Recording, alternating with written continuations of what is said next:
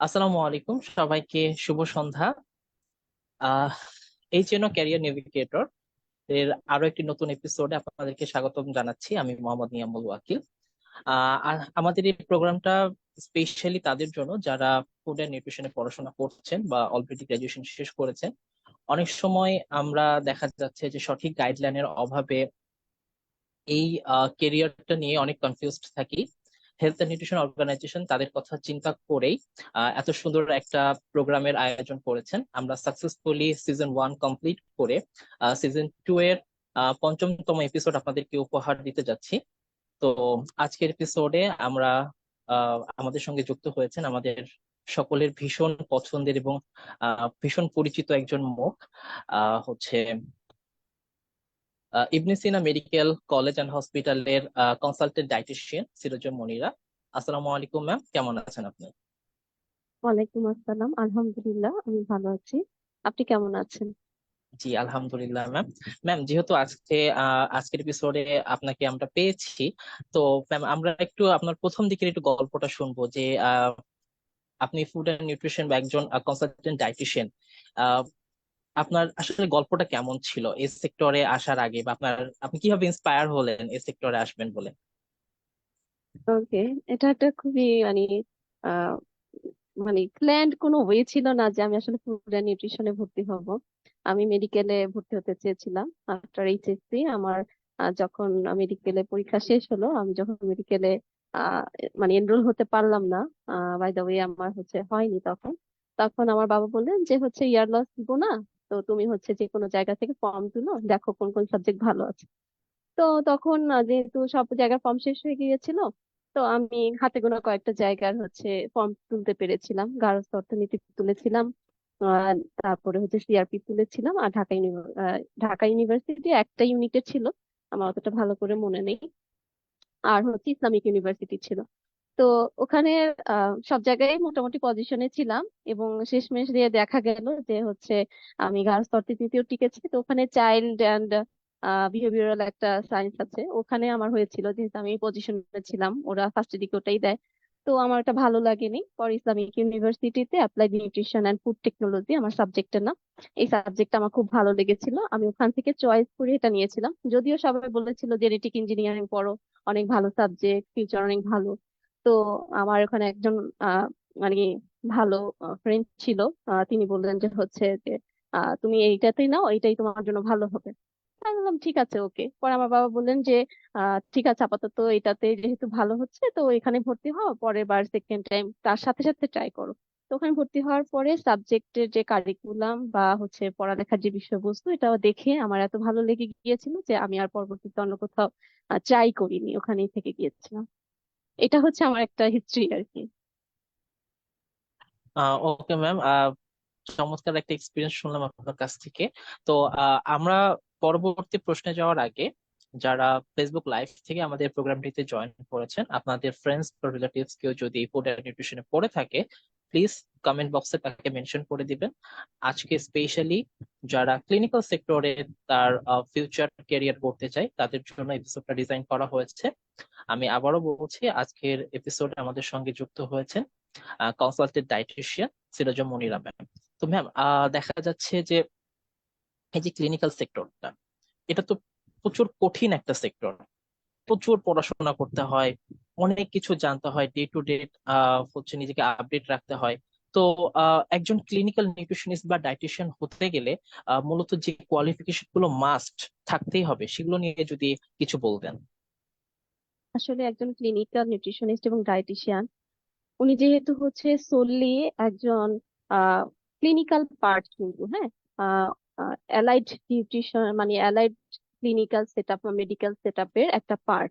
তো এটা আমাদের বাংলাদেশে খুব একটা বেশি প্রচলিত না হলেও বিশ্বের সব দেশে মোটামুটি যাদের ভালো একটা মানের মেডিকেল সেট আপ আছে, সেখানে অ্যালাইড সেক্টরে মেডিকেল নিউট্রিশনিস্ট বা এমএনটি, মেডিকেল নিউট্রিশন থেরাপি একটা খুবই গুরুত্বপূর্ণ অংশ। তো দেখা যায় যে পেশেন্ট যদি মেডিকেলে যায়, যাওয়ার পরে তার যে একটা প্রোফাইল তৈরি হয়, সেই প্রোফাইলের আন্ডারে একজন জিপি, একজন মেডিকেল নিউট্রিশনিস্ট, একজন ডায়েটিশিয়ান অথবা একজন নার্স, সবার সাথে একটা কোলাবোরেশনে কিন্তু সেখানে কাজ করা হয়। তো যেহেতু এটা হচ্ছে একেবারে মেডিকেলের একটা পার্টের মধ্যে পড়ে যায়, তো ডে টু ডে তে আমাকে এনরিচ করার জন্য সবসময় খুব পড়ালেখার উপরে থাকতে হবে। কারণ হচ্ছে নিউট্রিশন এমন একটা সাবজেক্ট, যে সাবজেক্ট হচ্ছে এখন পর্যন্ত আমাদের আহ, চলছে, রিসার্চ চলছে, গবেষণা চলছে। এই গবেষণাটা এখনো শেষ হয়নি। নতুন আরো অনেক কিছু আবিষ্কার করা বাকি আছে আমাদের হিউম্যান বডির সাথে নিউট্রিশনের যে গুরুত্ব সেটা ফুলফিল করার জন্য। তো এই আগে যে রকমের ভাবা হতো যে পৃথিবী সূর্যের চারিদিকে ঘোরে না, মানে সূর্য পৃথিবীর চারিদিকে ঘোরে, সেটা একটা মিথ ছিল।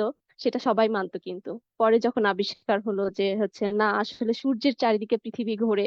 তো ব্যাপারটা কিন্তু এরকমের যে প্রতিদিন আমি যেটা আজকে জানি নিউট্রিশনের, সেটা কালকে কিন্তু ঘুরেও যেতে পারে। বিকজ এটা কিন্তু চেঞ্জ হচ্ছে, রিসার্চ আসতেছে, নতুন নতুন নতুন করে আবিষ্কার হচ্ছে। যেমন হচ্ছে ডিমের যে কোলেস্টেরল বা হচ্ছে কুসুম পাট ভয়ে সবাই খাওয়া বন্ধ করে দিয়েছিল, কিন্তু আমাদের এখন রিসার্চ স্টাডিজ বলছে যে আমার বডিতে যে কোলেস্টেরল তৈরি হয়, সেটা কিন্তু ডিমের ওই কোলেস্টেরল থেকে কোনো কিছুই না। আমার যদি সেই জিনটা থাকে, তাহলে কিন্তু ডিমের কোলেস্টেরল খেলেও আমার ব্যাড কোলেস্টেরল তৈরি হতে পারে, আবার হচ্ছে ওটা না থাকলেও আমার ব্যাড কোলেস্টেরল তৈরি হতে পারে। সো ডিমের কুসুম বাদ দেওয়াতে কিছু আসে যাচ্ছে না, বরঞ্চ ডিমের কুসুম হেলদি বা গুড কোলেস্টেরল কন্টেইন করছে, যেটা কিনা আমার সেটা সাপ্রেস করতে হেল্প করছে। তো সেই জন্য যে আমি যেটা জানি আজকে, আমি যদি রিসার্চের উপর না থাকি, পড়াশোনার উপরে না থাকি, আমার যদি রিসেন্ট নলেজটা না থাকে, তাহলে কিন্তু আমি এটার সাথে কোঅপারেট করতে পারবো না বা ফ্লোর সাথে চলতে পারবো না। তো সেই জন্য যে ক্লিনিক্যাল সেক্টরে আসতে চাচ্ছে তাকে এটা মাথায় নিয়ে আসতে হবে। আমি তো হচ্ছে একটা হেলথ সেক্টরে ঢুকে গিয়েছি, একটা হাসপাতালে ঢুকে গেছি, আমি একটা চেম্বার করবো, পেশেন্ট দেখবো, আসবো যাবো, আমার ড্রাইভ একদম জিঙ্গালালা। ব্যাপারটা কিন্তু এরকম না, ব্যাপারটা খুবই খুবই টাফ। কারণ হচ্ছে আপনি একটা পেশেন্ট দেখবেন, আপনি যে নলেজ দিয়ে তাকে দেখছেন, সেই নলেজে তার কাজ নাও হতে পারে, কারণ দিস ইজ হিউম্যান বডি। তো আপনি যখন আরো ফার্দার তার সম্পর্কে রিসার্চ করবেন, পড়াশোনা করবেন, তারপরে না আপনি যে আইডিয়া করতে পারবেন যে না, ঠিক আছে। যেমন হচ্ছে অনেক সময় দেখবেন মেডিকেল বোর্ড বসে একজন পেশেন্টকে নিয়ে। কারণ হচ্ছে কি, ওই পেশেন্টের ওই রোগের উপরে কিন্তু তাকে ট্রিটমেন্ট দেওয়া হয়েছে, কিন্তু তার বডি সেটা আর নিচ্ছে না, যার কারণে একটা বোর্ড বসানো লাগছে যে তাকে আমরা কি ধরনের গাইডলাইন ট্রিটমেন্টটা দিব। তো নিউট্রিশনের ব্যাপারটাও সেরকমের। সো আপনি যদি মনে করেন যে আপনি ক্লিনিক্যাল নিউট্রিশনিস্ট হবেন, দ্যাট মিনস আপনার মাথায় এটা নিয়ে আসতে হবে যে আমার মাস্টার শেষ বা অনার্স শেষ, আমি এখন পেশেন্ট দেখতেই থাকবো, সারা জীবন দেখে যাব, দ্যাট মিনস ওকে ডান, আমি ডান হয়ে গেছে, আমার সব কিছু কিছু নেওয়া হয়ে গেছে, আর কিছু নেওয়া নাই। তাহলে খুবই ভুল। কারণ প্রতিটা দিন, প্রতিটা পেশেন্ট চ্যালেঞ্জিং। তাকে আপনাকে বুঝাতে হলে, তাকে জ্ঞান দিয়ে ঠিক মতো সুস্থ করতে হলে, বা আমরা আসলে মেডিকেল নিউট্রিশনে থেরাপি যেগুলো দিই, সেটা আসলে মানুষকে সুস্থ করার জন্যই দিই। কারণ মানুষ লাস্ট স্টেজে এসে আমাদের কাছে আসে, তার আগে কিন্তু আসে না। কারণ সবার আসলে খাবার সম্পর্কে সবার অনেক ধারণা। তো সেই জন্য আপনি যদি হচ্ছে মনে করেন যে না, আমি একজন ভালোভাবে সার্ভার হতে চাই, আমি আমার সোসাইটিকে, আমার কমিউনিটিকে ভালো একটা নিউট্রিশন সার্ভিস দিতে চাই, তাহলে অবশ্যই আপনাকে মাথায় নিয়ে আসতে হবে আপনাকে সারা জীবন পড়তে হবে। এই পড়ার কোনো শেষ নাই। এবং হচ্ছে আপনাকে ডিগ্রি নেয়ার উপরে থাকতে হবে, এবং সাথে সাথে আপনাকে সেলফ এডুকেশনও করতে হবে। এবং সাথে সাথে আরো একটা কাজ করতে হবে, সেটা হচ্ছে আরেক মানুষকেও পড়াতে হবে। বিকজ না হলে আপনি যেটা শিখছেন সেটা আপনি আরেকজনকে দিয়ে যেতে পারছেন না, যেটা আপনার ল্যাকিংস। ওকে, থ্যাংক ইউ নেমা। ম্যাম, যেহেতু আপনি আমরা জানি বা আপনার কাছ থেকেও শুনলাম যে আমাদের দেশে এখনো এই বিষয়টা নিয়ে খুব একটা মানুষ যে জানে বিষয়টা এমন না, মানে ওয়েল নোন না। তো সেক্ষেত্রে অনেক স্টুডেন্টের ধারণা থাকে বা ইচ্ছা থাকে যে আমি গ্রাজুয়েশনটা শেষ করেই বিদেশে চলে যাব, আমি বিদেশে আহ হচ্ছে আরো হচ্ছে ডিগ্রি নিব। তো সেক্ষেত্রে তার ওয়েট আসলে কেমন হতে পারে, বা বিদেশের পড়াশোনাটা আসলে সে কিভাবে শুরু করতে পারে, সেই বিষয়ে যদি একটু ধারণা দিতেন। ওয়েল, খুবই ভালো একটা প্রশ্ন ছিল। যেমন হচ্ছে অনেকে খুব ভালো রেজাল্ট করেও কিন্তু হচ্ছে ঢাকা শহরে বাংলাদেশে নিউট্রিশনের প্রপার একটা ভালো জব খুঁজে পাচ্ছে না, বা হচ্ছে কিভাবে শুরু করবে, কোথা থেকে শুরু করবে, বা কোন জায়গায় যে আমার সেক্টরটাকে আমি কাজে লাগাতে পারবো সেটা বুঝতে পারছে না। তো সেই ক্ষেত্রে যদি কেউ প্ল্যান করে যে না আমি বাহিরে যাব, সেক্ষেত্রে আমার অনেক স্কোপ আছে, অবশ্যই বাহিরে অনেক স্কোপ আছে নিউট্রিশনিস্টের, এবং হাইলি পেইড, মানে হচ্ছে বিশ্বের যে কয়েকটা হচ্ছে প্রফেশন আছে হাইলি পেইড, সেই প্রফেশনাল গুলোর মধ্যে ডায়েটিশিয়ান, নিউট্রিশনিস্ট বা এমডি নিউট্রিশনিস্ট এরা কিন্তু খুবই হাইলি পেইড। সো আপনি যদি মনে করেন যে আপনি সেটার জন্য প্রস্তুতি নেবেন বা চেষ্টা করবেন, তাহলে আমার মতে বা আমার যতটুকু ধারণা জ্ঞান তাতে হচ্ছে আপনার মাস্টার্স বা অনার্স শেষ হওয়ার পরে আপনি যে কোনো একটা স্টেট বা যে কোনো একটা হচ্ছে দেশ চয়েস করবেন, বা যে কোনো একটা ইউনিভার্সিটি আপনার পছন্দের চয়েস করবেন। সেখানে হচ্ছে আপনার যে প্রফেসর আছে, প্রফেসরের কাছে আপনি মেইল করবেন আপনার কোন বিষয়ে আগ্রহ, অবশ্যই নিউট্রিশন রিলেটেড, কোন ডায়েটেটিক্সে করতে চাচ্ছেন, না মাস্টার্স অফ পাবলিক হেলথে করতে চাচ্ছেন, না নিউট্রিশনে solely থাকতে চাচ্ছেন, নাকি হচ্ছে নিউট্রিশন রিলেটেড রিসার্চে থাকতে চাচ্ছেন। তো ওরকমের প্রফেসরের এক একজনের এক এক ধরনের সাবজেক্ট আছে, সেই সাবজেক্টটা আপনি সিলেক্ট করে তাদেরকে সেই অনুযায়ী মোটিভেট করার চেষ্টা করবেন। সাথে সাথে যেসব দেশে আইএলটিএস লাগে তাদেরকে আইএলটিএস দিয়ে প্রিপারেশন নিতে হয়, যেসব দেশে জিআরই লাগে সেখানে জিআরই দিয়ে প্রিপারেশন নিতে হয়। তো সেই ক্ষেত্রে ওইভাবে করে নিজেকে প্রিপেয়ার্ড করে পোস্ট গ্রাজুয়েশন জন্য ট্রাই করা উচিত। তো সব জায়গায় মোটামুটি স্কলারশিপ রয়েছে, কোনোটা ফুললি, কোনোটা হচ্ছে হাফ, অথবা কোনোটা হচ্ছে পুরাটাই হচ্ছে বিয়ার করে প্রফেসর। এগুলোর উপর ডিপেন্ড করে ভ্যারিয়েশন হয়, সেই ভ্যারিয়েশনটা হচ্ছে কান্ট্রি ওয়াইজ চেঞ্জও হয়। তো সেই ক্ষেত্রে ওইটা হচ্ছে বিবেচনাধীন, বিবেচনাধীন রেখে আপনি যদি ট্রাই করতে থাকেন, অ্যাপ্লাই করতে থাকেন, তাহলে আশা করছি যে পোস্ট গ্রাজুয়েশনের জন্য বাইরের দেশে যেয়ে আপনি ওখানে কাজ করতে করতে দেখবেন আপনার ডিগ্রি নেওয়া হয়ে গেলে সেখানে যে কোনো জায়গায়, যেমন হচ্ছে কানাডাতে আমাদের হচ্ছে কানাডার যে নিউট্রিশন সোসাইটি আছে তাদের একটা পরীক্ষা থাকে, সেই পরীক্ষায় পাশ করার পর সেখানে প্র্যাকটিস করা যায়। এছাড়া আমাদের যে ডিগ্রি আছে সেটা নিয়ে কিন্তু সেখানে সরাসরি নিউট্রিশনিস্ট হিসাবে জব করা যায় না। তো সেই ক্ষেত্রে আমাদের কিন্তু এই ব্যারিয়ারটা রয়েছে। তাই আমাদের যদি বাইরে যাওয়ার চিন্তাই থাকে তাহলে অবশ্যই আমি মাস্টার্স এর জন্য যেতে পারি, বিএসসি ফর মাস্টার্স এর জন্য যেতে পারি, বা মাস্টার্স করার পর মাস্টার্স এর জন্য যেতে পারি। আবার মাস্টার্স এর পরে কিছু কিছু যে দেশে হচ্ছে এমফিল বা পোস্ট পিএইচডির জন্য হচ্ছে আমাদের চান্সেস থাকে। যদি হচ্ছে আপনি প্রফেসরকে ম্যানেজ করতে পারেন তাহলে আপনার পিএইচডির জন্য আপনি যেতে পারেন। Thank you ma'am. ম্যাম, যেহেতু নিউট্রিশন এবং ডাইটিশিয়ানের বিষয়টা যখন আসলোই, ম্যাম অনেকেই মানে বুঝতে পারে না বা একটু কনফিউজড থাকে যে আসলে নিউট্রিশনিস্ট কারা আর ডাইটিশিয়ান কারা। সে বিষয়ে যদি ম্যাম খুব সহজ করে যদি আমাদেরকে বলতেন। ওই যে সকল খার খার খারক নাই, সকল খারি খারক, এরকমের ব্যাপারটা আর কি। হ্যাঁ, তো ব্যাপারটা খুবই সিম্পল। সিম্পল হচ্ছে যে আমি বায়োলজি পড়েছি, কিন্তু আমি হচ্ছে মাস্টার্স করতে পারি নিউট্রিশনের যে, মানে আমাদের দেশের মতো তো এরকমের নাই যে সব দেশে যে সায়েন্স আছে সেটাকে যে আবার হচ্ছে ইয়া করে, ওরা আসলে কনভার্ট করে মাস্টার্স এর যে বেসিক্যালি, যে ওই সময় ওরা হচ্ছে চুজ করে কোনো একটা সাবজেক্ট। তো কেউ কেউ চুজ করলো যে সে নিউট্রিশন নিয়ে পড়াশোনা করবে, তো নিউট্রিশন পড়াশোনা করলে ডিপ্লোমা করতে পারে, নিউট্রিশন করতে পারে। তো সে কিন্তু পুষ্টি সম্পর্কে কিছুটা ধারণা রাখে, এবং তাকে আমরা নিউট্রিশনিস্ট বলে থাকি। কিন্তু ডায়েটিশিয়ান হচ্ছে তিনি solely একটা পথ্য নিয়ে কাজ করেন। এখন সেই পথ্য ব্যবস্থাপনাটা নিউট্রিশনের একটা পার্ট, কিন্তু একটা সোল পার্ট, একটা গুরুত্বপূর্ণ পার্ট। যিনি কিনা একটা পথ্য, যেমন হচ্ছে একজন ডাক্তার তার প্রেসক্রিপশনে মেডিসিন লেখেন, তার রোগ ডায়াগনোসিস করে, একজন ডায়েটিশিয়ান কিন্তু সেই কাজটাই করেন যে তার রোগের বেসিসে তাকে কি ধরনের ডায়েট দেওয়া হবে সেটা। কিন্তু নিউট্রিশনিস্ট সেটা পারেন না। তো সকল নিউট্রিশনিস্ট ডায়েটিশিয়ান না, আর ডায়েটিশিয়ান একজন নিউট্রিশনিস্ট অলসো। তো এ খুবই সিম্পল একটা ব্যাপার, ব্যাপারটা হচ্ছে শুধুমাত্র যে তার কাজের উপর ভিত্তি করে ভাগটা, আর কোনো ব্যাপারই নাই।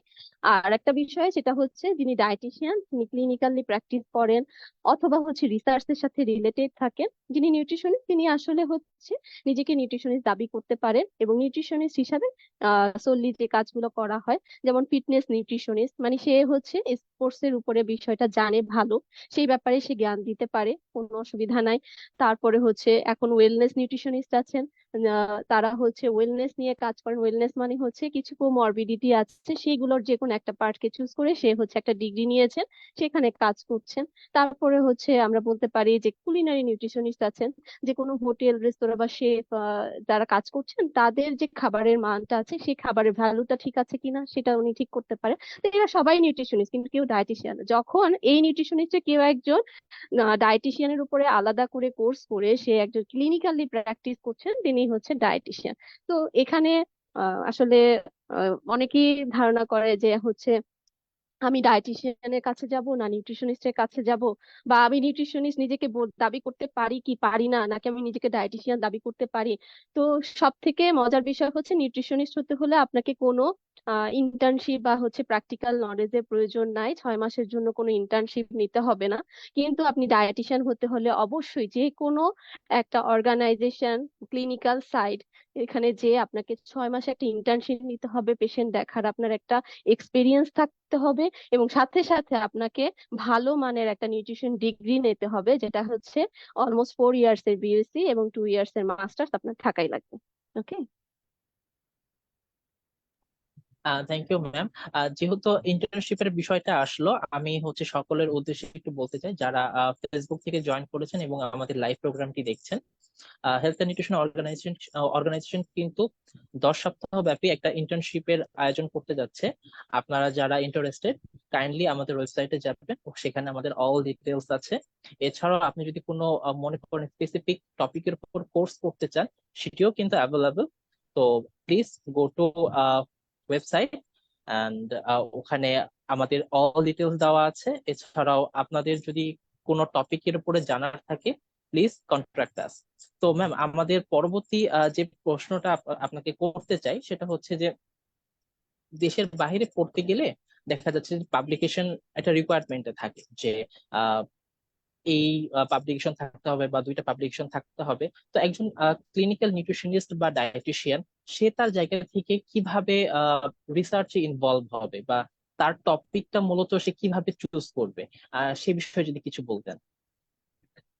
তো এই ক্ষেত্রে হচ্ছে যখন ক্লিনিক্যাল ডায়েটিশিয়ান কাজ করে তখন কিন্তু হচ্ছে তার কাছে অনেক পেশেন্ট থাকে, পেশেন্টের ডাটা থাকে। ডাটা একটা বিশাল বিষয়। আপনি আপনার পেশেন্ট আসলো আপনার কাছে, আপনি একটা প্রেসক্রিপশন লিখে দিলেন, দ্যাট মিন্স কিন্তু এটা না, এটার ভিতরে কিন্তু অনেক কিছু লুকায়িত আছে। আপনার কাছে কিন্তু একটা হিউজ ডাটা আছে, আপনি সেই ডাটা থেকে কিন্তু একটা রিসার্চ সোজাসুজি দাঁড় করাতে পারবেন। যেমন ধরেন আপনার কাছে পিসিওএস এর পেশেন্ট বেশি আছে, তো আপনি কিন্তু একটা গ্রুপ অফ পিপলকে দেখছেন, আপনি কিন্তু 20 জন একজন 20টা একজন মানুষকে কালেক্ট করতে পারছেন, তাদের ডাটা আপনার কাছে কালেক্ট আছে। যেহেতু আপনি ক্লিনিক্যাল প্র্যাকটিস করছেন, তাদের বায়োকেমিক্যাল ডাটা আপনার আছে, দ্যাট মিনস হচ্ছে তার ডায়াবেটিস লেভেল আপনার কাছে আছে, তার হচ্ছে আয়রন লেভেল আপনার কাছে আছে, তার আল্ট্রাসাউন্ডের হচ্ছে রিপোর্টস আপনার কাছে আছে। তো এই সব কিছু ডাটাগুলো কালেক্ট করে আপনি কিন্তু একটা রিসার্চ মডেল দাঁড় করতে পারেন। একটা ছোট্ট ছোট্ট হচ্ছে এক্সাম্পল দিই, সেই এক্সাম্পল হচ্ছে যেমন ধরেন হচ্ছে আপনি পিসিওএস নিয়ে কাজ করেন, তো আপনি হচ্ছে আপনার রিসার্চের মানে যে সিলেক্ট করবেন নেমটা সেরকম এরকম হতে যে বাংলাদেশে আহ নর্মালি ঢাকা শহরে বসবাসরত যে মানুষ মেয়েরা আছে 25 থেকে 30 বছর বয়সী মেয়েদের মধ্যে পিসিওএস এর প্রিভ্যালেন্স কতখানি। তো এটার জন্য আপনাকে ডাটা কালেক্ট করতে কোনো ক্লিনিক্যাল সাইডে যেতে হচ্ছে না, কারণ আপনার কাছে অলরেডি ডাটা আছে। এবং হচ্ছে আপনি তাদের ওয়েট হাইট আপনি নিজে মাপছেন, সেটা ভ্যালিড, সম্পূর্ণ ভ্যালিড, কারণ আপনার সামনে বসে সে মাপছে। 2 নম্বর হচ্ছে কেমিক্যাল বায়োকেমিক্যাল যে টেস্ট গুলো সেগুলো আপনিই করাচ্ছেন, অথবা আপনার সাথে যে গাড়ি ডক্টর আছেন তিনি করাচ্ছেন, সেগুলো আপনি রাখছেন রিপোর্টে। তো আপনার কাছে সবকিছু আছে, যা সেটা এখন অ্যানালাইসিস করার বিষয়।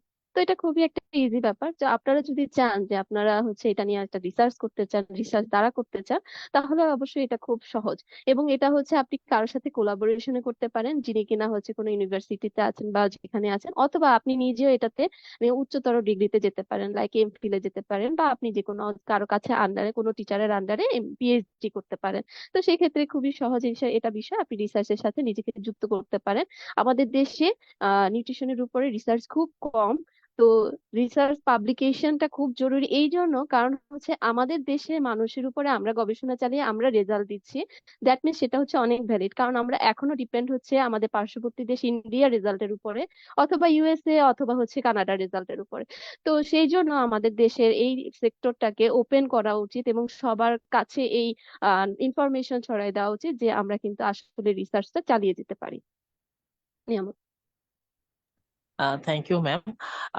যেটা আসলে বুঝতে পারলাম যে আসলে ক্লিনিক্যাল ডায়েটিশিয়ান বা নিউট্রিশনিস্ট হিসেবে হিউজ অপরচুনিটি আছে রিসার্চ ফিল্ডে, যেহেতু এখানে আমরা সবকিছু বলতে গেলে যেটা আমাদের কঠিন একটা পার্ট সেটা হচ্ছে যে কোশ্চেনারি ফরম্যাট রেডি করা, ডাটা কালেকশন করা, সেটা আমি অটোমেটিক্যালি পাচ্ছি। এবং নিউট্রিশন রিলেটেড ডিজিজ কিন্তু এখন প্রচুর বাড়ছে দিনকে দিন।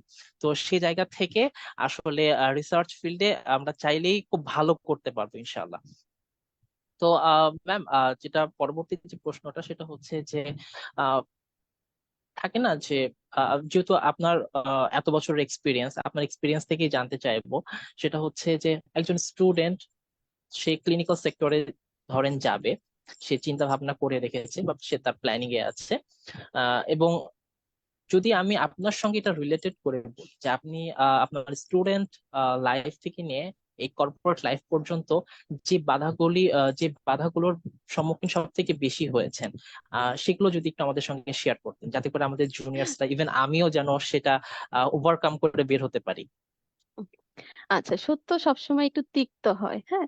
তো হচ্ছে আমার অভিজ্ঞতাটাও তিক্ত, তবে হচ্ছে ভালোর মিশ্রণ। এটা হচ্ছে নিজেকে পজিটিভ রাখা, এটা হচ্ছে সব থেকে গুড মানে বিষয়, যে আমি যদি নিজেকে পজিটিভ রাখি তাহলে হচ্ছে কোনো তিক্তই আসলে তিক্ততা না, সেটা মধুরও হতে পারে। যেমন হচ্ছে আমি যখন আমার অনার্স করছিলাম তখন হচ্ছে আমাদের ইউনিভার্সিটিতে একটা মারামারি লাগে, যার কারণে আমাদের 6 মাসে একটা গ্যাপ দেয়, ঠিক হচ্ছে আমার ফাইনাল এক্সামের আগ দিয়ে। তো তখন আমাদের সব ফ্রেন্ডরা হচ্ছে তাদের বাসায় চলে গেছে, কিন্তু হচ্ছে আমি আমাদের একটা বড় ভাই ছিলেন, তিনি আমাদেরকে বললো যে তোমরা যেহেতু একটা অপরচুনিটিস পেয়েছো, গ্রুপ অফ পিপল লাগবে আমার, আমি হচ্ছে ঢাকাতে একটা স্লাম এরিয়াতে ডাটা ইনুমারেশন করব। সেই ভাইয়া হচ্ছে একটা এনজিও তে ছিলেন, এনজিওর নাম হচ্ছে এসিএফ। তো তখন আমরা আমার ফ্রেন্ডদের সাথে আলোচনা করলাম, তো তখন কেউ হচ্ছে যেতে চাচ্ছিল না।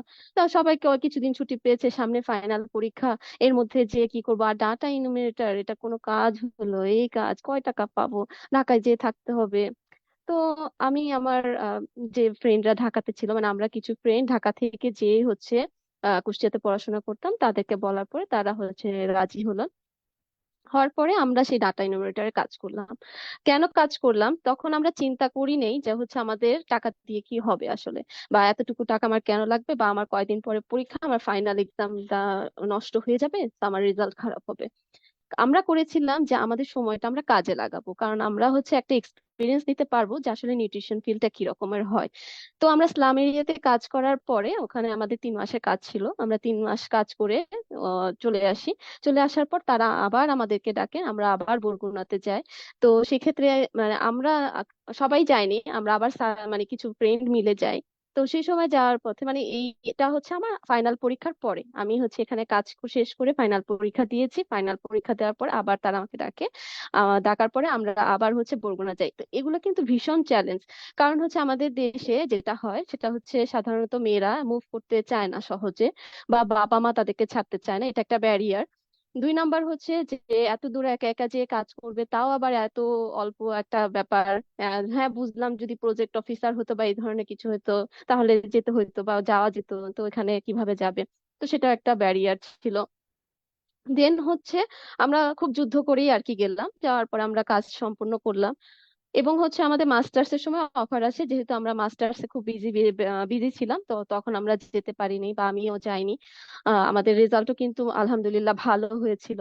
এবং হচ্ছে এরপরে আমরা হচ্ছে মাস্টার্স আমার যেদিনকার পরীক্ষা শেষ হয়েছে, সেই সময় কিন্তু আমি অ্যাপিয়ার দিয়ে বিভিন্ন জায়গায় মানে সিভি দিয়ে রেখেছিলাম।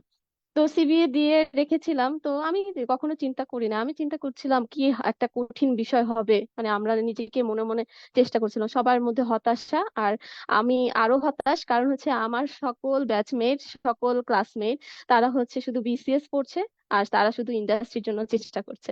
তা আমি কোনো মানুষ খুঁজে পাচ্ছিলাম না যে আমি কার কাছে যাব, কি বলবো, কারণ আমি তো ইন্ডাস্ট্রিতে যাব না, আমার তো ইন্ডাস্ট্রি চিন্তা নাই।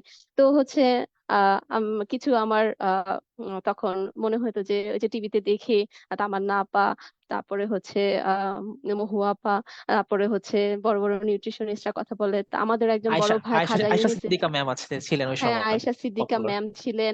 তারপরে হচ্ছে আমাদের এক বড় ভাই ছিলেন মুস্তফা আল মামুন, উনি হচ্ছে খাজা ইউনিসে ছিলেন। তারপরে হচ্ছে আমাদের কিছু স্যার ছিলেন যারা হচ্ছে বারডেমে ছিলেন। তো স্যার আমাকে আমাদের দুইজন স্যার যখন হচ্ছে টিচার হিসেবে তখন জয়েন করে, আমি খুবই ব্লেসড তাদের কাছে, বিশেষ করে শাহিন স্যারের কাছে। তিনি আমাকে বললেন যে মুনিরা, তুমি হচ্ছে এত টেনশন করছো কেন, তুমি হচ্ছে নিউট্রিশনিস্ট হবা, ডায়েটিশিয়ান হবা, অসুবিধা কি, তুমি এখানে শেষ করে তুমি হচ্ছে ওখানে যে প্র্যাকটিস শুরু করো, কোনো সমস্যা নাই। তো আমি স্যারকে বললাম যে স্যার তাহলে কিভাবে বলবো, কিন্তু আমরা তো সবই পড়াই দিই, আমাদের সিলেবাস অনেক ওয়াইড, তো হচ্ছে আমরা করতেই পারবো, কোনো টেনশনের কারণ নাই, তুমি হচ্ছে জাস্ট সিভি রাইটিং করতে থাকো, ভালো করে একটা সিভি তৈরি করো, সেটা দিতে থাকো। আমি তার কথা শুনে এরকমের চেষ্টা করেছি। তো আমার মাস্টার্স পরীক্ষা শেষও হতে পারে নাই, আলহামদুলিল্লাহ। আমি একদিনের জন্য বেকার ছিলাম না, এটা আমার রিগ্রেট। তো আমি যে আমাকে একদিনের জন্য একটু বেকার থাকার স্বাদ অনুভব করা দরকার ছিল। তো আমার মাস্টার্স পরীক্ষা শেষ হতে না হতে আলহামদুলিল্লাহ আমার কিন্তু হচ্ছে চাকরির অফার চলে আসে এবং আমি জয়েন করি। তো জয়েন করার পরে আমাদের বিগেস্ট যে প্রবলেমটা হয় সেটা হচ্ছে ইন্টার্নশিপ নিয়ে। কারণ আমি মাস্টার্স এর পরে তো ইন্টার্নশিপ করিনি, তাহলে এখন আমি কিভাবে জয়েন করব বা কিভাবে কাজ করব। তো তখন আমাকে তারা অপরচুনিটিস দেয় যে তাদের ওখানে আমাকে ইন্টার্নশিপ করার, এবং 6 মাসের ব্যাপ্তি একটা ইন্টার্নশিপ আমাকে তারা অফার করে এবং সেখানে আমি অফার করি। অফারটা নেই, এখানে একটা ব্যারিয়ার ছিল যে তখন আমাকে যে স্যালারি দেওয়ার কথা ছিল সেই স্যালারিটা কিন্তু আমি তখন পাচ্ছি না, কারণ ইন্টার্নশিপে কোনো স্যালারি তখন তারা প্রোভাইড করবে না। তো তারপরে আমি সেটা লুফে নিয়েছি, আমি solely সেটা করেছিলাম যে, তো ওই যে বললাম যে সকল নেগেটিভিটির মধ্যে একটা পজিটিভ সাইড খুঁজে নিতে হবে, যে আমি জানি আমি কি করতে চাই, আমার নেগেটিভ আসবে এবং সেই ব্যারিয়ারটাকে আমাকে ও প্রতিবন্ধকতাটাকে পার করতে হবে এবং হচ্ছে আমি ওটাকে অবশ্যই গ্র্যাব করব। তো এভাবে আস্তে আস্তে আমার ওখানে শেষ হয়। তো আমি হচ্ছে অ্যাকচুয়ালি দিনে 16 ঘন্টা কাজ করতাম। 16 ঘন্টা কিভাবে কাজ করতাম, আমি এক জায়গায় জব করতাম 8 ঘন্টা, আর 4 4 ঘন্টা হচ্ছে আরো একটা চেম্বারে একজন গাইনি ম্যাডামের আন্ডারে তার পাশে বসে বসে তার নিউট্রিশনিস্ট হিসাবে কাজ করতাম। আরেক জায়গায় আরেকজন স্যারের কাছে আহ এজ এ হচ্ছে ওনার নিউট্রিশনিস্ট হিসাবে, উনি একজন এন্ডোক্রাইনোলজিস্ট ছিলেন, তার নিউট্রিশনিস্ট হিসাবে কাজ করতাম। তো সুযোগ ছিল এরকমের যে তাদের চেম্বার তো পার্সোনাল ছিল, তার পাশে বসে বসে আমাকে কাজ করতে হবে, তো ওখানকার আসার পরে আমি এই কাজগুলো করতাম। তো খুবই হ্যাকটিক ছিল, খুবই কষ্টদায়ক ছিল। তো এই কষ্টটা আসলে মেনে নিতে হবে। এবং অনেকে চিন্তা করে কি যে আমি, ও যে পারছে, ও তো চলে আসছে, সবকিছু খুব ইজি, কিন্তু ব্যাপারটা তা না। যে এই মানে জার্নিটা করে সে জানে আসলে যে কতটা হচ্ছে ইজি আর কতটা হচ্ছে আনইজি। কারণ হচ্ছে আসলে আপনি যদি পদক্ষেপ না দেন, আপনি যদি সেই চ্যালেঞ্জটা গ্রহণ না করেন, তাহলে কিন্তু আপনি সেই জায়গাটাকে এক্সপ্লোর করতে পারবেন না। এবং এক্সপ্লোর না করলে আপনার কি কি অপরচুনিটিস আছে আপনি জানতে পারবেন না। ওই মানুষটা ওই জায়গাটা এক্সপ্লোর করে এবং পাড়া দেয় বলে ওনার অপরচুনিটিস গুলো ওনার সামনে আসে এবং সেই জন্য সে সামনে এগিয়ে যায়। তো একই ক্লাসে যে মানুষটা হচ্ছে আগে জব পাচ্ছে, তার অপরচুনিটিস গুলো সে এক্সপ্লোর করেছে, আর যে হচ্ছে ট্রাই করেনি বা আমি তো অ্যাপ্লাই করেছি কিছু হয়নি, আসলে তা না কিন্তু। তো সেই জন্য চেষ্টা চালিয়ে যেতে হবে, সবসময় এগুলা দেখতে হবে। তারপরে আরো কিছু ব্যারিয়ার আছে, যেমন হচ্ছে আপনি ড্যাফোডিল থেকে পড়ছেন, তো ড্যাফোডিলে মেইনলি ইঞ্জিনিয়ারিং সাইড পড়ানো হয়, অ্যাজ আই নো। তো হচ্ছে সেখানে নিউট্রিশন রিলেটেড ইয়াটা হচ্ছে খুব কম, সেক্টরটা খুব কম। তো হচ্ছে এখন আপনি যদি মনে করেন যে আমি হচ্ছে এখন নিউট্রিশন রিলেটেড জায়গায় যেতে চাই, বা আমি নিউট্রিশনিস্ট হতে চাই বা ডায়েটিশিয়ান হতে চাই, তো সেক্ষেত্রে আপনাকে কিন্তু এক্সট্রা পড়াশোনা করতে হবে বা আপনাকে ওইভাবে নিজেকে তৈরি করতে হবে। যেহেতু আপনার এটা আসলে কি বলবো, তো আপনাকে যখন কেউ একজন দেখবে যারা কিনা সোললি নিউট্রিশন বা অ্যাপ্লাই নিউট্রিশন বা নিউট্রিশন, ফুড অ্যান্ড নিউট্রিশন থেকে এসেছে, তখন কিন্তু আপনাকে মানে ছ্যাঁচা করবে সোজা কথা, যে "এই, তুমি কোথা থেকে আসছো ভাই, তোমাকে দিয়ে কি হবে, তুমি কি করো, আমরা আমরা যা পড়ে আসি তোমরা কি কিছু পড়ো নাকি", এরকম ব্যাপারটা। তো সেই ব্যাপারটা আমিও ফেস করেছি, এবং সবাই করে। যারা হচ্ছে এখন যেমন হচ্ছে মাওলানা ভাসানীতে নিউট্রিশন আছে, নোয়াখালীতে নিউট্রিশন আছে, বা হচ্ছে ঢাকার বাইরে অনেক অনেক জায়গায় এখন নিউট্রিশন, প্রাইমেশিয়া, এখানে সেখানে সব জায়গায় নিউট্রিশন সাবজেক্ট আছে। কিন্তু তাদেরকে মানে হচ্ছে গ্র্যাব করতে হবে সুযোগগুলো, যে হচ্ছে আমার কোথায় কোথায় সুযোগ আছে, আমি সেই সুযোগগুলো কিভাবে নিতে চাই। তো সেই সুযোগ নেওয়ার জন্য অবশ্যই এই প্রতিবন্ধকতাটা পার করতে হবে, যে যেখানে সবাই এক জায়গার, সেখানে আপনি নতুন যে কি করতে পারবেন। তো সেই জায়গাটা হচ্ছে আপনাকে ক্রিয়েট করতে হবে, এবং সেই জায়গাটা আপনি ক্রিয়েট করতে পারবেন তখনই যদি আপনি যথেষ্ট পরিমাণে নলেজেবল হন, এবং হচ্ছে আপনার সেই আহ, জায়গাটার প্রতি আপনার একটা হচ্ছে প্যাশন থাকে। তো আপনি সেটা করলে অবশ্যই অবশ্যই আপনার হাতে এসে ধরা দিবে, এবং সেটা আপনি আসলে করতে পারবেন। আর আমি আসলে যে অনেক এক্সপিরিয়েন্স, এটা বলা ভুল হবে, কারণ আমার হচ্ছে ওয়ার্কিং লাইফ হচ্ছে 9 ইয়ার্স নিউট্রিশন রিলেটেড। সো এই 9 ইয়ার্স এ আমি এখনো আসলে অনেক কিছু এক্সপ্লোরই করতে পারিনি, তো এক্সপ্লোর করতে হবে। আমি আজও এক্সপ্লোর করি, আমি আজও পড়াশোনা করি। তো অনেক পড়াশোনা করতে হয়, যেটা বলছিলাম, পড়াশোনা ছাড়া আসলে কিছুই হয় না। কারণ হচ্ছে কখনো আপনি দেখবেন যে হচ্ছে আজকে ফ্যাট ডায়েট চালু হয়েছে, আজকে এই ডায়েট চালু হয়েছে, আজকে ওই ডায়েট চালু হয়েছে, এটা শরীরে কি ইম্প্যাক্ট পড়ছে। কোভিড এর সময় আপনার এক ধরনের ডায়েট ছিল, কোভিড নতুন ছিল, সবার কাছেই নতুন ছিল। তো সেই সময় আপনি কিভাবে আপনি এটা করবেন, আপনি যদি না পড়াশোনা করেন, আপনি যদি সেলের ইমিউনোলজি সম্পর্কে তখন না জানেন, তো আপনি সেইখানে কিভাবে নিউট্রিশনটাকে কর্পোরেশন করবেন সেটা আপনি বুঝতে পারবেন না। সো আপনাকে পড়াশোনা করতে হবে। তো এই জন্য পড়াশোনার কোনো ব্যাপ্তি নাই, শেষ নাই। আর সাথে সাথে হচ্ছে এক্সপিরিয়েন্স এবং হচ্ছে চ্যালেঞ্জ নেওয়ারও কোনো শেষ নাই। তো জীবন পুরাটাই চ্যালেঞ্জ। এখন অনেকে ভাবে যে তার থেকে আমি হচ্ছে আহ সরকারি চাকরি বা হচ্ছে বিএসসি করে চলে যাই। তো আমার যেটা হচ্ছে মানে মনের অনেকের একটা থাকে না, যে হচ্ছে আমি এটা বিশ্বাস করি, তো আমি এটা বিশ্বাস করি, মনে প্রাণে বিশ্বাস করছি, করে এই পর্যন্ত এসেছি। সেটা হচ্ছে আমি নিউট্রিশন নিয়ে পড়েছি, আমি নিউট্রিশন নিয়ে কাজ করবো। আমি বিএসসি বিসিএস দিলে তো আর নিউট্রিশন নিয়ে কাজ করতে পারবো না, আমি বিসিএস কেন দিব? বা হচ্ছে আমি যদি এটা শেষ করে এমবিএ করে কর্পোরেট লাইফে ঢুকি, তাহলে সেখানে তো আমি নিউট্রিশন পড়াইতে পারবো না। যেমন আমি এখন কিন্তু কর্পোরেট অফিসে যাই, বিভিন্ন বড় বড় কর্পোরেট অফিসে ফ্রিল্যান্স নিউট্রিশনিস্ট হিসাবে যাই, কিন্তু সেখানে আমি নিউট্রিশনিস্ট হিসেবেই কাজ করি। ঠিক আছে। তো আসলে জানতে হবে যে আমার স্কোপ কোথায়, এবং আমি কোথায় কোথায় পদক্ষেপ দিব। Thank you. ম্যাম, অতি চমৎকার কিছু এক্সপিরিয়েন্স শুনলাম ম্যাম। আপনার কথার উপর ভিত্তি করে আমি দুইটা ওয়ার্ড নোট করেছি, সেটা হচ্ছে ইন্টার্নশিপ এবং হচ্ছে ব্যারিয়ার। তো এটার উপর ভিত্তি করে আমি দুইটা কোশ্চেন আপনাকে করতে চাই, যদি আপনি অনুমতি দেন। জি শিওর। সেটা হচ্ছে ম্যাম ব্যারিয়ার। আমি যদি ব্যারিয়ারের কথা বলি, সেটা হচ্ছে যে ক্লিনিক বা হসপিটাল গুলোতে আমরা অ্যাজ এ ফিমেল নিউট্রিশনিস্ট বেশি দেখি। হয়তো বা হাতে গোনা কয়েকজনকে আমরা মেল নিউট্রিশনিস্ট দেখি। এর কারণ যদি আমি একটু সহজ করে যদি বলতেন। না, এটা হচ্ছে আসলে গার্হস্থ্য অর্থনীতি, আর এভাবে বলাটা ঠিক না। তারপরে আমি বলি যে আমাদের দেশে এই ব্যাপারটা এরকমের, যে হচ্ছে আসলে ওই গার্হস্থ্য অর্থনীতি কলেজে মেয়েরা পড়ে, সেই জন্য ওখান থেকে, যেহেতু এটা অনেক আগের একটা কলেজ যেখানে মেয়েরা বেশি পড়েছে, তাই নিউট্রিশন সেক্টরটাতে মেয়েদের হচ্ছে এখন রোল রয়েছে। তো সেটা দেখে দেখে মানুষের, বাংলাদেশি মানুষের ধারণা হয়েছে যে নিউট্রিশনিস্ট একজন মেয়ে হতে পারে বা ডায়েটিশিয়ান একজন মেয়ে হতে পারে। বাট এটা না। বিশ্বের বড় বড় এমডি আরডি সবাই কিন্তু ছেলে মানুষই, হ্যাঁ। তো তো হচ্ছে আপনি যদি মনে করেন যে আমার আহ, এই সেক্স একটা ব্যাপার, যে মেল না ফিমেল, আমি নিউট্রিশনিস্ট হতে পারবো না, বা হচ্ছে আমার এখানে অনেক বেশি ঝামেলা, সেটা আসলে আপনারা যদি আগায় আসেন তাহলে আস্তে আস্তে এটা কেটে যাবে। কারণ এখন অনেক নতুন নতুন নিউট্রিশনিস্ট ঢাকা শহরে কেন, ঢাকার বাহিরেও কাজ করছে, আমি যাদেরকে চিনি। তারা হচ্ছে খুব সফলভাবে অ্যাজ এ মেল নিউট্রিশনিস্ট হিসাবে কাজ করছে। এবং তাদের কাছে যে হয় না যে একজন ফিমেল, যেটা হচ্ছে মেইন ফ্যাক্ট, সেটা আগে একটু বলে নিই, আমি এটা নোট করা খুবই দরকার, যে হচ্ছে মানুষ মনে করে যে হচ্ছে শুধুমাত্র ওজন কমানোর জন্যই একজন নিউট্রিশনিস্টের কাছে যেতে হয় বা ডায়েটিশিয়ানের কাছে যেতে হয়। This is very very wrong. আমাদের এটাকে মানে আমূলে নির্মূল করতে হবে, সোজা কথা। কারণ এই ধারণার ঊর্ধ্বে তাদেরকে যেতে হবে যে আপনার ওজন ঠিক আছে, কিন্তু আপনার হাইপার লিপিডিমিয়া আছে, আপনার ফ্যাটি লিভার আছে, আপনার কিন্তু নিউট্রিশনিস্টের কাছে যেতে হবে। তো শুধুমাত্র ওজন কমানোই নিউট্রিশনিস্টের কাজ না। আর ওজন কমায় সেটা যেই প্রেক্ষাপটে বলছিলাম যে ওজন কমানোর জন্য মেয়েরা মেয়ে নিউট্রিশনিস্টের কাছে যাবে, ছেলে দেখলে হচ্ছে কুচুমুচু করবে, তো সেক্ষেত্রে ব্যারিয়ার হবে। তো এসব কিছু না, আপনি একজন মেল নিউট্রিশনিস্ট হয়ে সব ধরনের পেশেন্ট দেখতে পারবেন, সবকিছু করতে পারবেন। ডায়েটিশিয়ান হচ্ছে সব ধরনের পেশেন্টকে সার্ভিস দিতে পারবেন। বিশেষ করে আমাদের যে কাজটা, ক্লিনিক্যাল নিউট্রিশনিস্ট বা ডায়েটিশিয়ানের যে কাজটা, সেটা হচ্ছে যে ক্রিটিক্যাল ইল যে পেশেন্ট গুলো আছে তাদেরকে সার্ভিস দেওয়া। তো ক্রিটিক্যাল ইল পেশেন্ট একটা হসপিটালে সিসিইউ, আইসিইউ এবং কিছু কিছু পেশেন্ট আছে ভর্তিও থাকে না, তাদেরও আমরা ক্রিটিক্যালি ইল বলি। তো তাদেরকে সার্ভিস দেওয়া। তো শুধু যদি মনে করেন যে না আমি ওজন কমানোর জন্য নিউট্রিশনিস্ট, তা কিন্তু না।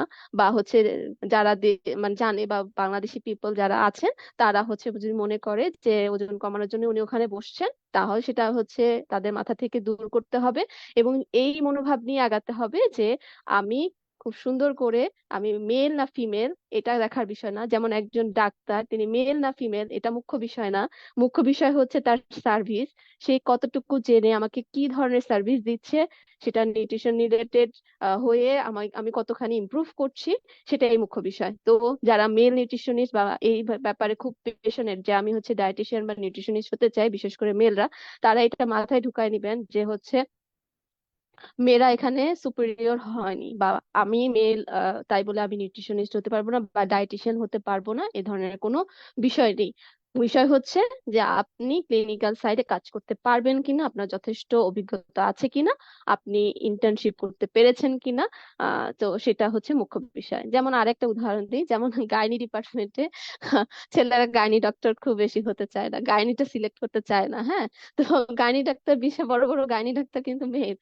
সো হচ্ছে গান এখানে এসে কিন্তু এটা এটা হচ্ছে আমাদের যে নর্মস থাকে কিছু সেই জন্য। সো ইটস ওকে, ঠিক আছে। হ্যাঁ, আমরা কি একটু শেষ করতে পারি? আমার আরেকটা জায়গায় আহ, যেতে হবে আর হ্যাঁ কি। হ্যাঁ শিওর ম্যাম। হচ্ছে আমরা আর লাস্ট একটা প্রশ্ন দিয়ে শেষ করতে চাই। সেটা হচ্ছে যে ম্যাম, আমাদের দেশে এখনো এই সেক্টর নিয়ে অনেক ট্যাবু কাজ করে। হুম, যেমন আমি যখন ফুড এন্ড নিউট্রিশন, বা আমি যখন কাউকে যখন বলি যে আমি ফুড এন্ড নিউট্রিশন নিয়ে পড়াশোনা করছি, তো তারা আমাকে জিজ্ঞেস করো, আচ্ছা তোমরা তো মনে হয় রান্না বান্না শেখো। তো এটা একটা অনেক বড় ট্যাবু আমি মনে করি। আর আরেকটা বিষয় ম্যাম আমি এর সঙ্গে যোগ করতে চাই, সেটা হচ্ছে যে আপনি যেহেতু ইন্টার্নশিপের কথা বলেন, আপনি যেহেতু কনসালটেন্ট ডায়েটিশিয়ান হিসাবে ইবনে সিনাতে আছেন, তো ইবনে সিনাতে ইন্টার্ন করার কোনো সুযোগ আছে কিনা, জাস্ট এই দুটো বলে আজকে প্রোগ্রামটা ওকে। আমরা শেষ হুম, করলাম। হ্যাঁ, ওকে। ইন্টার্নশিপের ব্যাপারটা আগে বলি। ইবনে সিনা মেডিকেল কলেজ হাসপাতালে নিউট্রিশন ডিপার্টমেন্ট নেই। যেটা আছে, আমি হচ্ছে পার্সোনাল চেম্বার প্র্যাকটিস করি। তো হাসপাতালের কাছ থেকে আমি হচ্ছে অনুমতি ক্রমে তারপরে হচ্ছে কিছু ইন্টার্নশিপ স্টুডেন্ট নেয়ার চেষ্টা করছি, এবং চেষ্টায় সফল হয়ে আমি হচ্ছে গত 1 বছর ধরে ইন্টার্নশিপের একটা সুযোগ তৈরি করে দিয়েছি। তো সেখানে ইন্টার্নশিপ করা পসিবল, এবং এটা হচ্ছে আমার একটি অর্গানাইজেশন আছে, সেখান থেকে হচ্ছে তারা ইন্টার্নশিপের সার্টিফিকেশনটা পায়। তো হচ্ছে এখানে ইবনে সিনাতে আমরা সোলে সরি মানে ফিজিক্যালি এক্সপেরিয়েন্স করি। আর হচ্ছে ইবনে সিনা এখানে কোরিলেশন আছে, বাট যেহেতু নিউট্রিশন ডিপার্টমেন্ট এখানে এখনো চালু হয়নি, যার কারণে আমরা পার্সোনালি এটা করছি। আর ইনশাল্লাহ অদূর ভবিষ্যতে সেখানে যদি নিউট্রিশন ডিপার্টমেন্ট চালু হয়ে যায়, তখন আমরা কিন্তু পুরাটাই হচ্ছে চালু করতে পারবো। তো এখন যারা করতে চায় ইন্টার্নশিপ, তারা কিন্তু হচ্ছে অবশ্যই করতে পারবে। কারণ হচ্ছে সম্মুখে একটা পেশেন্ট দেখে তার সামনে দাঁড়িয়ে থেকে সেখানে হচ্ছে নিউট্রিশন প্র্যাকটিসটা করাটা খুব ইম্পর্টেন্ট, খুব ভালো একজন ক্লিনিক্যাল নিউট্রিশনিস্ট হওয়ার জন্য। কারণ হচ্ছে পেশেন্টকে সামনাসামনি না দেখে বা হচ্ছে শুধুমাত্র বই থেকে পড়ে আপনি কখনোই জাজ করতে পারবেন না যে আপনার পেশেন্টের কি অবস্থা। কারণ আপনি আহ যখন বইয়ে পড়েছেন শুধুমাত্র ডায়াবেটিস রিলেটেড প্রশ্নই পড়েছেন, কিন্তু একটা পেশেন্টের ডায়াবেটিস সমস্যা থাকতে পারে, সিকিডি থাকতে পারে, সাথে আপনার হচ্ছে নেফ্রোপ্যাথি থাকতে পারে, সাথে হচ্ছে গ্লুকোমা থাকতে পারে। তো এই জিনিসটা ফেস করার জন্য আপনাকে কিন্তু ইন্টার্নশিপটা ইম্পর্টেন্ট। আর সেকেন্ড প্রশ্ন ছিল হচ্ছে ট্যাবুস এর মধ্যে যে আহ কি যেন বলছিলেন, একবার একটু বলেন। সেটা হচ্ছে ম্যাম যে কেউ যখন ফুড অ্যান্ড নিউট্রিশন জিনিসটা শুনে, তো তারা ও মনে করে আচ্ছা, হয়তো রান্না মনে হয় বান্নার রান্না বিষয়, বান্না। ঠিক আছে, রান্না বান্নার বিষয় বুঝতে পেরেছি। আচ্ছা, না একটা মজার ঘটনা শেয়ার করি, সেটা হচ্ছে আমি যখন এই যে ইসলামিক ইউনিভার্সিটিতে ফার্স্ট ইয়ারে পড়ি, তখন খাবার টেবিলে আমার কিছু আত্মীয় স্বজনকে দাওয়াত দেওয়া হয়েছিল বাসায়। তো তখন এসে মানে আমার টেবিলটা, মানে আমাদের বাসায় যে খাবার টেবিলটা অ্যারেঞ্জ করা হয়েছিল খুব সুন্দর করে পরিপাটি করে বিভিন্ন ধরনের খাবার প্রিপারেশন করা হয়েছিল। তো এখানে খেতে বসে, তো আমার আঙ্কেলরা ছিলেন আর কি, তারা বলছেন বাহ খুব সুন্দর প্রিপারেশন, খাবারগুলোতে তেল কম, তারপরে এত সুন্দর সুন্দর রান্না, এত ভালো ভালো করে রান্না, নিশ্চয়ই মেয়ে ফুড অ্যান্ড নিউট্রিশনে ভর্তি হয়েছে এই জন্য এইভাবে করে রান্না করতে পেরেছে। তো আমি আঙ্কেলকে বললাম আমি একটা রান্নাও করি নাই। আর হচ্ছে 2 নম্বর বিষয় হচ্ছে এই রান্নার যে রেসিপি সেখানে এগুলো আমাকে শেখানো হচ্ছে না। তো আমরা যেটা শিখছি যে এই রান্না থেকে আমি কিভাবে পুষ্টি পাবো এবং সেটা কিভাবে অ্যাবজর্পশন হবে, কারণ তখন ফিজিওলজি পড়াচ্ছিল আমাদেরকে। তো সেটা গাট সিস্টেমে যে কোন মাইক্রোবায়োমটা যাওয়া এটাকে শোষণ করতে পারবে, আমি সেটা পড়ে পড়ে আমার মাথায় জ্যাম বাজাচ্ছি, বুঝছেন আঙ্কেল, এখন ওই রান্না বান্না এখন আমার মাথায় ঢুকতে পারছি না। তো এই হচ্ছে ব্যাপার, যে যখন মানুষ অনেক কিছুই বলতে পারে যে আমি রান্না করার রেসিপি দিতে পারি, যেমন কিছু পেশেন্ট আমাকে বলে ম্যাডাম রেসিপি দিয়ে দেন, তো আমি বললাম রেসিপি তো আসলে যারা হচ্ছে রন্ধন শিল্পী তারা খুব ভালো মেক করতে পারে, আমি আপনাকে বলে দিতে পারি কার্বোহাইড্রেট প্রোটিন ফ্যাট এবং ক্যালসিয়াম ভিটামিন মিনারেলস এর কি কম্বিনেশন এই খাবারে কি রকম করে রান্না করলে হতে পারে সেটার বিষয়। তো আসলে রান্না আপনি আপনার রুচি মতো করে নিতে পারেন, আপনিও সেই জায়গাটাতে চেষ্টা করে চালাতে পারেন, কিন্তু আমি হচ্ছে আপনাকে বলতে পারি যে আপনি 30 গ্রাম আহ নেন, ডাল দেন, 50 গ্রাম হচ্ছে ভাত নেন, এরকম আমি বলে দিতে পারি, আমি এর বেশি আর কিছু বলতে পারছি না। আর বা এছাড়া আর একটু বেশি বাড়ে যদি বলতে চাই তাহলে হচ্ছে কোন তাপমাত্রায় রান্না করতে পারলে এই পুষ্টিগুণ সম্পন্ন খাবারটা আপনার ভালো থাকবে, আর কোন টেম্পারেচার রাখলে আপনি হচ্ছে ভালো থাকবেন। তো তখন পেশেন্টটা বুঝে যায় যে আসলে ডেপটা কতখানি। হ্যাঁ, রান্না খুবই ভালো একটা বিষয়, রান্নাও যদি প্রপারলি না হয় তাহলে হয়, তো রেসিপি মেকিং আমাদের কাজ না, আমরা আসলে এর বিয়ন্ডে যে কাজ করি, আমরা বডিতে যে সেটা কিভাবে প্রসেস হবে সেটা নিয়ে কাজ করি। তো যখন কেউ আপনাকে এটা বলছে তাকে আপনাকে স্মার্টলি অ্যান্সার দিতে হবে যে আপনি আসলে কি করেন, তাহলে আস্তে আস্তে তাদের মস্তিষ্ক থেকে এই ব্যাপারটা চলে যাবে। যেমন হচ্ছে এখন মোটামুটি যারা ওয়েল এডুকেটেড, বিশেষ করে হচ্ছে পেশেন্ট লেভেলে, তারা কিন্তু খুব ভালো করে জানে যে নিউট্রিশনিস্ট কাজ কি, নিউট্রিশনিস্ট কি কাজ করছে বা ডায়েটিশিয়ান কি কাজ করছে। তারা কিন্তু আমার ম্যাক্সিমাম পেশেন্টই কিন্তু হচ্ছে সেলফ এডুকেশন হয়ে আমার কাছে আসছে। যেমন হচ্ছে আহ কেউ ডাক্তারের রেফারেন্সে এসেছিল বা কেউ হচ্ছে আমার পুরাতন পেশেন্টের রেফারেন্সে এসেছিল, তা কিন্তু না, সে সেলফ এডুকেশন মানে হচ্ছে আমার খাদ্য তালিকাটা সঠিকভাবে নির্ধারণ করার জন্য আমার একজন নিউট্রিশনিস্ট দেখাতে হবে, সেই জন্য আমি আপনার কাছে এসেছি। এই ব্যাপারটা যখন বলে তখন হচ্ছে আমার খুবই ভালো লাগে, কারণ হচ্ছে আসলে সে সেলফ এডুকেটেড হয়ে আসছে। সে হচ্ছে কোনো রেসিপি নিতে আসে নাই বা কিছু নিতে আসে নাই, সে আসলে তার কোন খাবারটা তার বডির জন্য নিডেড সেটা আমার কাছ থেকে ঠিক মতো করে ঠিকঠাক করে নিতে আসছে। তো এই বিষয়গুলো বললে আপনি দেখবেন যে আপনার আশেপাশে যে মানুষগুলো আছে তাদের এই ভ্রান্ত ধারণা নির্মূল হবে। যেমন ট্যাবু দূর করার জন্য অনেক প্রজেক্ট চালু করা হয়, তো আমরা সেই ধরনের প্রজেক্টও চালু করতে পারি চাইলে। এই যে এই চেনোর যে এই যে একটা স্কিল ডেভেলপমেন্টের একটা সেশন চলছে, এটাও এক ধরনের ট্যাবুকে রিমুভ করার একটা জায়গা। তো এরকম বেশি বেশি করতে থাকলে মানুষ ঠিকঠাক হয়ে যাবে, কোনো সমস্যা নাই। আলহামদুলিল্লাহ। Thank you so much ma'am, আজকে আপনার কাছ থেকে অনেক কিছু শিখলাম, জানলাম। আহ আমাদের পার্টিসিপেন্টদের উদ্দেশ্যে বলতে চাই যে আমরা একদম প্রোগ্রামের শেষ মুহূর্তে চলে এসেছি। এতক্ষণ আমাদের সঙ্গে ছিলেন ইবনে সিনা মেডিকেল কলেজ অ্যান্ড হসপিটালের কনসালটেন্ট ডায়েটিশিয়ান ইবনে সিনা ফিরোজা মনিরা ম্যাম। ম্যামকে অসংখ্য ধন্যবাদ আমাদের প্রোগ্রামে যুক্ত হওয়ার জন্য। ম্যাম ভালো থাকবেন এবং সবাইকে শুভরাত্রি জানিয়ে প্রোগ্রামটি আমরা আজকের মতো এখানেই শেষ করছি। আসসালামু আলাইকুম।